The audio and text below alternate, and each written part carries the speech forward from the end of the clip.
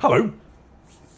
If you were shaken by The Witch, not just by its horror, but by the way it made you feel complicit in Thomasin's final choice, then I have the next movie you should watch.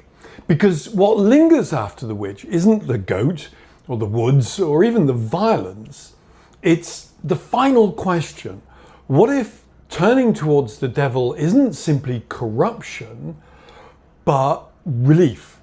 What if evil doesn't arrive as a force of invasion, but as an answer, a solution? That's exactly where the Blackcoat's daughter lives. Let's take a look. No spoilers for the Blackcoat's daughter, but some minor spoilers for The Witch. Now, at first glance, the two films don't look alike. The Witch is 17th century New England, stark landscapes, religious paranoia, a family tearing itself apart. The Blackcoat's daughter is modern, set in a Catholic boarding school during winter break. Fluorescent hallways, empty dorms, snow piling up outside. But emotionally, spiritually, they are surprisingly close. Both films center on young women isolated inside rigid religious worlds. And that's not incidental, it's essential. These are stories about what happens to girls who are failed by the structures that claim to protect them, and what fills the space when those structures collapse. Both ask what happens when devotion curdles into loneliness, and most importantly, both explore something horror cinema doesn't often explore honestly. The possibility that the devil isn't just a tormentor, but a companion. In The Witch, Thomasin is pushed out long before she ever signs anything. Her family distrusts her, her mother resents her, her father fails her. But notice how the family's suspicion lands on her specifically. She's becoming a woman, and in this Puritan world, that alone makes her dangerous.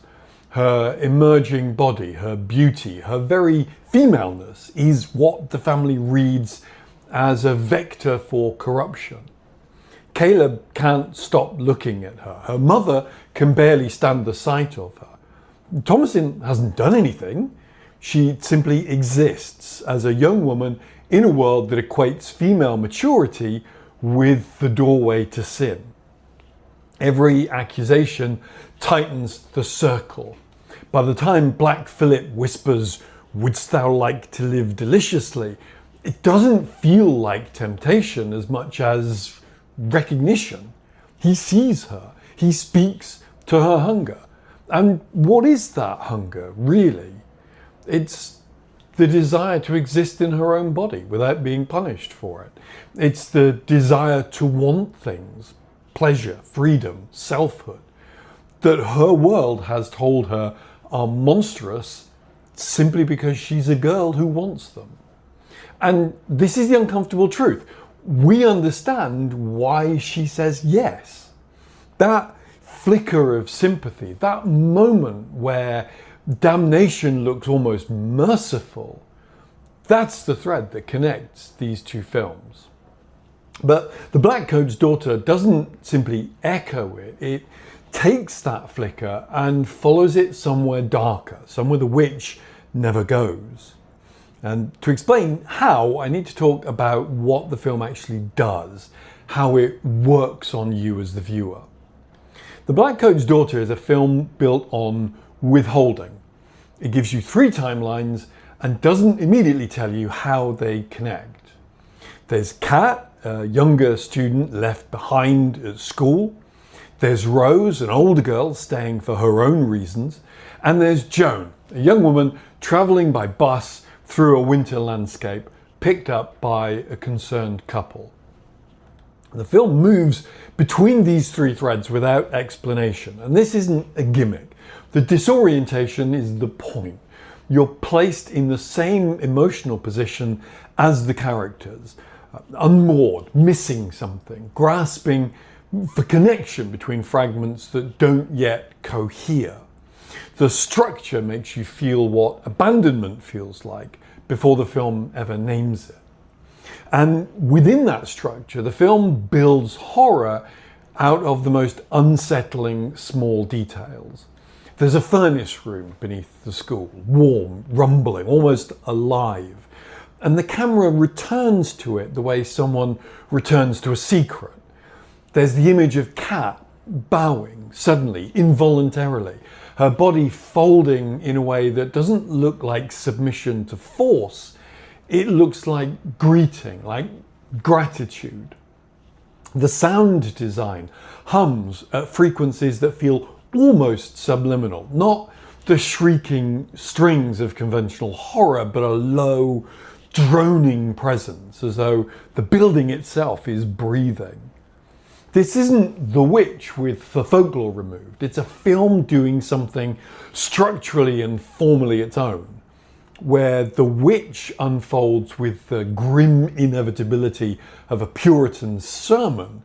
The Blackcoat's Daughter fractures time, doubles its characters, and uses misdirection to keep you uncertain about what you're watching and who you're watching it happen to. But thematically, the conversation between the two films is significant. In The Witch, Thomasin's turn to Satan is rebellion. The family's religion has been a prison, specifically patriarchal, built on the authority of a father who cannot provide and a God who will not answer. The entire structure depends on Thomasin's obedience, her silence, her willingness to be the vessel for everyone else's guilt. When she signs herself over, there's a perverse liberation in it. She sheds the family, she sheds the modesty, she walks naked into the woods, and that nakedness isn't vulnerability, it's refusal. The final image burns with triumph. She rises. This is feminine rage made literal. The girl accused of being a witch becomes one, and the film dares you to call that a tragedy. In The Blackcoat's Daughter, the dynamic is fundamentally different, and the gender operates differently too. Kat isn't rebelling against anything. She isn't angry. She's empty. The school's Catholicism isn't oppressive in the way Puritanism is. It's not accusing her, it's not surveilling her body. It's worse than that. It's indifferent. It goes through motions that mean nothing, offers rituals without warmth. The nuns are dutiful. The structure is intact, but no one within it actually sees this girl. And this is a specifically female kind of disappearance, I think. Not the violent suppression that Thomasin faces, not being told she's too much, but simply being treated as though she just isn't there. The quiet girl, the good girl, the one who gives no trouble and gets no attention. When something else fills that silence, the horror isn't that it's monstrous, it's that it's the first thing that has ever been present with her. The demonic in this film doesn't roar, it doesn't perform theatrical blasphemies. It's quiet, it's almost tender in its constancy. And the film frames it through Kat's physicality, through the way she moves differently, through the strange calm that settles over her. Not like violation, but as intimacy, which is a genuinely radical idea for a horror film to commit to. It reframes the possession narrative in a way that's deeply gendered without being obvious about it. Horror has a long, rather ugly history of using possession as a metaphor for female sexuality. The girl's body as battleground, her writhing and screaming framed for the camera's consumption. The exorcism performed by male authority figures who restore order by restoring her docility. Think The Exorcist, think every possession film that followed it. Neither The Witch nor The Blackcoat's Daughter does this. In both films, the girls aren't rescued. No priest arrives, no father casts out the demon. And crucially, in both films, the horror isn't that the girl has been corrupted, it's that corruption was the most reasonable option available to her. That's a feminist argument, even if neither film announces itself as one.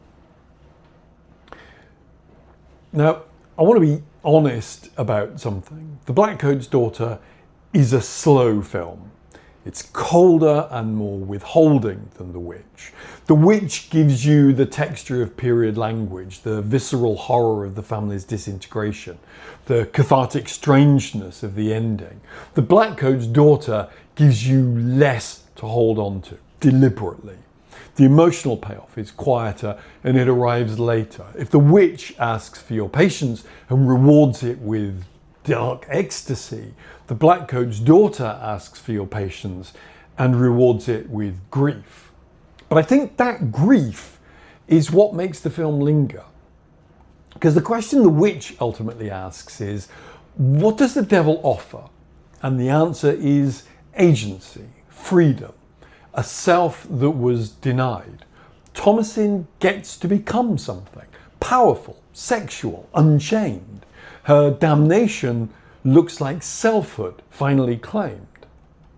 The question the Blackcoat's Daughter asks is much harder. What does it feel like when the devil is taken away? Not defeated, not exercised triumphantly, taken away from someone who needed him.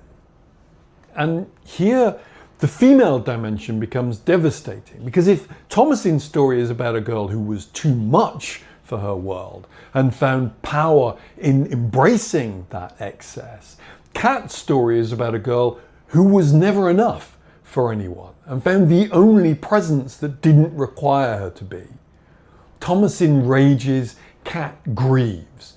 Both are responses to the same fundamental wound, a world that offered them no place. That's the territory this film occupies, the aftermath of loss that shouldn't be loss, the mourning of something you're supposed to be grateful is gone. And it explores that territory with patience and a formal control that trusts you to sit in ambiguity, to feel the wrongness of your own sympathy. Both films share a specific relationship to silence, but it manifests differently. In The Witch, silence is the void left by a god who won't answer. The family prays and nothing comes, and that absence breeds paranoia. In The Blackcoat's Daughter, silence is architectural. It's the empty hallways, the dead payphone, the snow absorbing sound. Silence here isn't theological crisis, it's the physical texture of being forgotten. And both films use their scores not to tell you when to be afraid, but to create a sustained tonal environment. The Witch's score is choral, atavistic. It sounds like something dredged up from beneath the earth. The Blackcoat's Daughter's score drones and breathes. It sounds like loneliness given a frequency. When you watch them together, a conversation develops, not just about horror or religion or the devil, but about what it means to be a girl in a world that either feels your power or ignores your existence entirely. About the two shapes feminine desperation takes, rage and grief, and about how the same dark offer, the devil's hand extended, can mean liberation to one and simply company to another. In The Witch, evil offers Thomasin agency. In The Blackcoat's Daughter, evil offers Kat attachment. One ascends into the night sky, the other is left kneeling in the snow. If you are captivated by the moral ambiguity of The Witch, by the way it destabilizes the idea that Satan is purely monstrous, then The Blackcoat's Daughter will feel like a natural, if harsher, next step. It takes that flicker of understanding you felt in The Witch and refuses to let you look away from it. It asks, what does it mean to miss the devil? Not to fear him, not to resist him, to miss him. Most horror films wouldn't dare sit with that question. This one does, quietly, without spectacle, in cold hallways and snowfall and silence, because it understands something, I think, terrifying and deeply human. Sometimes we don't turn towards darkness because we're corrupted. Sometimes we turn because it's the only thing that answers back. Enjoy the movie.